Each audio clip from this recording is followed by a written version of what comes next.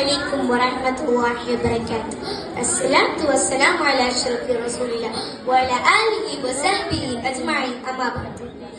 പ്രിയപ്പെട്ട സുഹൃത്തുക്കളെ, ആരാണ് മുത്ത് നബി മുഹമ്മദ് മുസ്തഫ സല്ലല്ലാഹു അലൈഹി വസല്ലമ?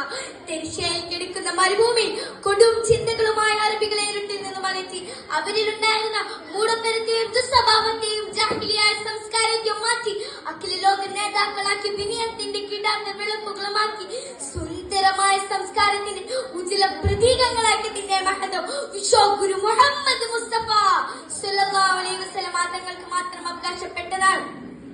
Dr. Bernard Shaw പറയുകയാണ്, I like Muhammad's stability. Muhammad was not only perfect but also satisfied society. ഞാൻ മുഹമ്മദ് നബി സല്ലല്ലാഹു അലൈഹി വസല്ലമയെ ഇഷ്ടപ്പെടുന്നു. മുഹമ്മദ് നബി സല്ലല്ലാഹു അലൈഹി വസല്ലമ ഒരു പ്രവാചകൻ മാത്രമല്ല, മറിച്ച് ഒരു ശാസ്ത്രജ്ഞനും സാമൂഹിക പരിഷ്കർത്താവുമാണ്.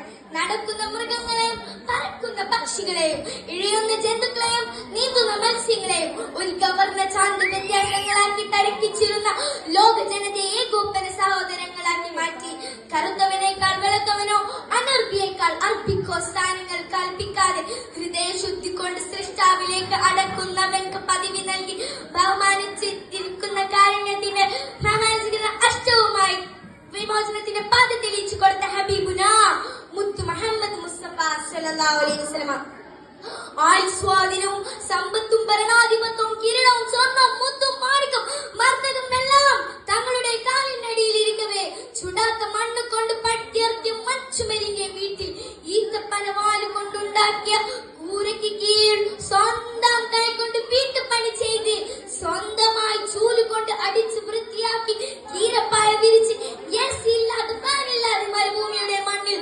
അന്തിയുറങ്ങിയ രാജാക്കന്മാരുടെ രാജനായ ചക്രവർത്തിമാരുടെ ചക്രവർത്തിയായ ഹബീബുന മുത്ത് മുഹമ്മദ് മുസ്തഫ സല്ലല്ലാഹു അലൈഹി വസല്ലമ പാൽ കുടിക്കുകയും പാലിൽ കുളിക്കുകയും ചെയ്യുന്ന ഭരണാധികാരാണ് ഇന്ന് ഈ ലോകത്തുള്ളത്.